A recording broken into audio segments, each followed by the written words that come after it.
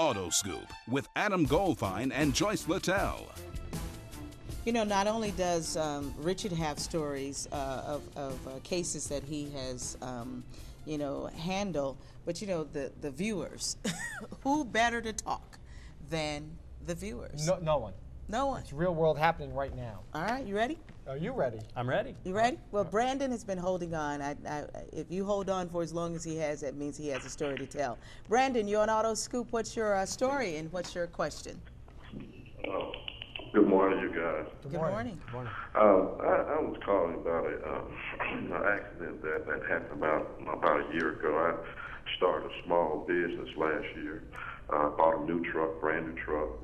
An older gentleman pulled out in front of me, and it just straight put my life on hold. My vehicle, went in the shop for about 4 months. The insurance company distracted me from going out and doing the additional estimates, and it's just a one big runaround. And now I have the vehicle was repossessed during the time it was at the shop, and since that time I haven't worked because that was my means of income.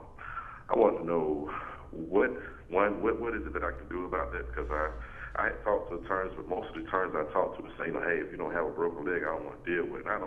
The gentleman said something before you guys went to break, don't make a mountain out of a molehill, and that's something I'm not trying to do, trying to get out. Hey, I was in an accident, call a lawyer, go to Cairo, get paid, but I'm like a lot of Americans. I don't have insurance, so I went to a local hospital and sat there almost 26 hours and didn't get solved. So I eventually had to go to a Cairo that had a medical doctor there who checked me out and what have you. But it's just been an unfortunate situation. I never saw this coming. I was totally blindsided. I need another vehicle now to try to get my business off the ground, but I'm just in a So were you hurt at all, or no, it was all just property damage on the vehicle? Yes, sir. I was hurt. Initially at the accident, they said it was an older gentleman. I was so afraid, I was so scared. I was like, man, I hope he wasn't hurt too bad. Even though he was in the wrong, he received 2 citations, I was hurt. But much later is when I really started having problems, just simply laying in bed, having to put pillows up under my knee and, under my stomach to relieve the pressure at night when I'm trying to sleep. Sure. And that was the majority of my injuries. And I'm an auto glass technician. I have to pick windshields up and set them in there and cut them out. And, it's a very, active job. I need my back. I need to be able to do the work. It's just in an awful place now. Did you ever settle with the insurance company? No, sir, I didn't. The rental car company, they sent me a bill for like $700, and the insurance company told me they wanted to give me $1,000. I mean, it's ridiculous. My vehicle's property damage was almost $12,000 to have that vehicle replaced. It was $11,000. It was 2006 F-150. Did they total the vehicle, or was it just damage? Man, they fixed the vehicle, but every time that they would go down to it, they would find something else. They would call the insurance company. They would take almost a week to get out there, and it's just like it was.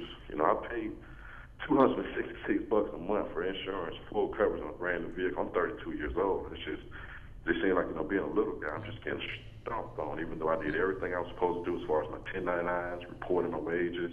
Well, hold on 1 second, okay? Okay. I mean, Richard, from his standpoint, if somebody's in an accident and they have damage to a vehicle, it's not totaled, and they've had some personal injury, right? And they have not settled with the insurance company, what should they do, when the accident was a year ago?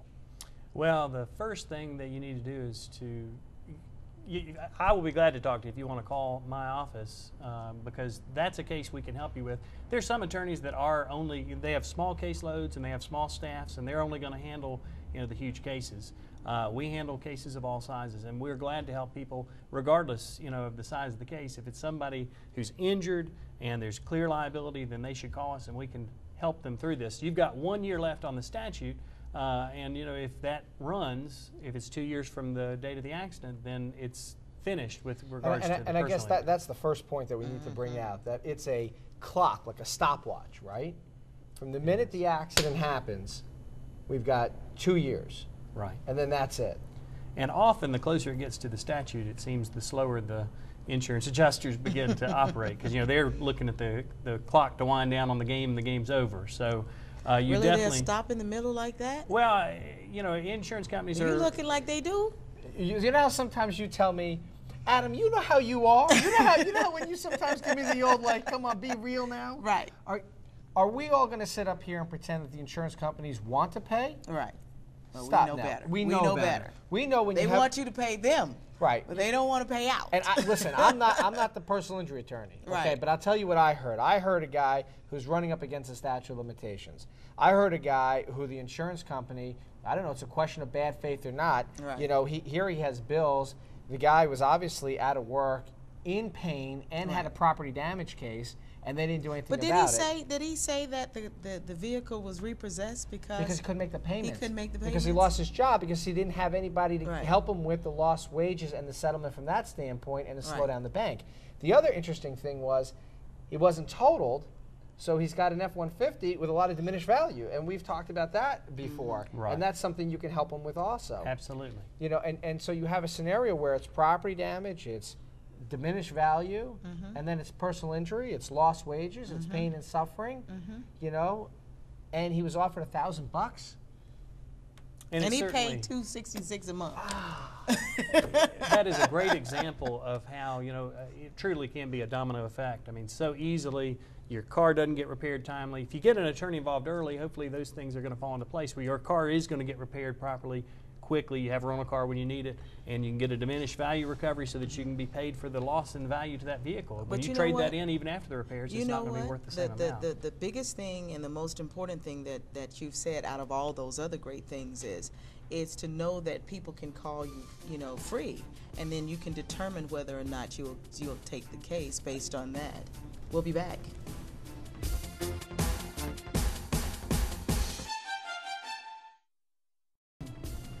Welcome back to Autoscoop. Thanks for joining us. We're talking about real life stories when you have been involved in an accident. And if you have a real life story, we do have a personal injury attorney here that can help you, Richard Griffin, and he will definitely give you his information. Please take it down so you can give him a call. One of the biggest things that he has said is that it's absolutely free. So take advantage of the opportunity. Let's go back to the phones and talk to Aisha, who's calling from Powder Springs. Aisha, what's your question for Richard and Adam Goldfein?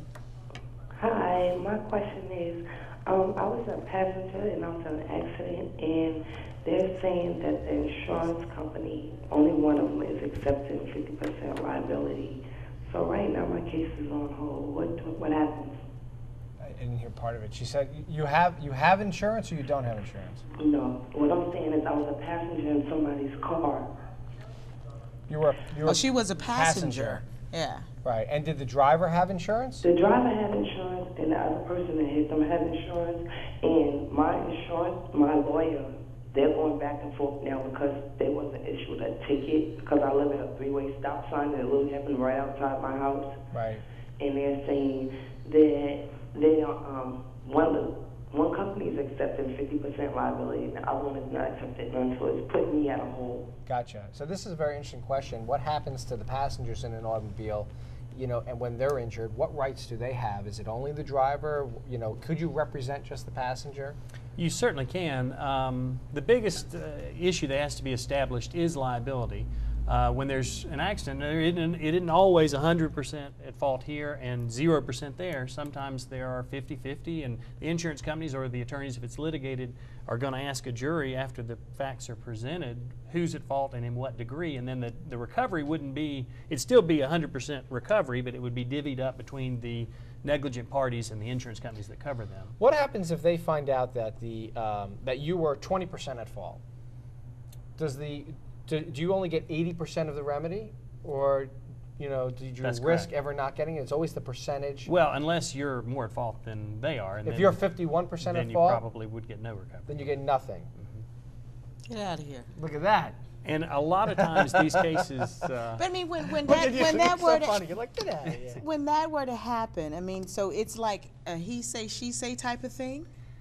You hope that it isn't. I know one of the things we talked about the last time I was on the show was what do you do when you're in an accident? And what you do when you're in an accident is, number one, get the information of any witnesses, because you do not want it to be a swearing contest where one driver says this, the other driver says that. If it is, then the burden of proof is on the plaintiff. If we're going to court, we've got to prove our case. We've got to prove that they are at fault. But that also raises why you need an attorney, because if you don't have an attorney and you're trying to do this yourself and you get into this he said, she said, you're up the creek.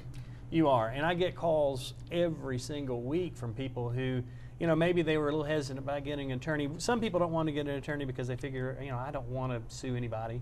And to those people, I tell them, look, you don't have to sue them to have a recovery, a fair recovery from an insurance company. Whether you sue them or not is completely up to the client. Give your phone number again, because back on the point of if someone wants to talk to you for free, we want them to. I want you to have a very busy day today because I want the viewers out there to make sure they get the coverage that they deserve, the money they deserve, you know, that they're entitled to, and the protection. And when we come back, I also want to talk to you about the protection, okay? Right. So what's your phone number? And slow, 2 times.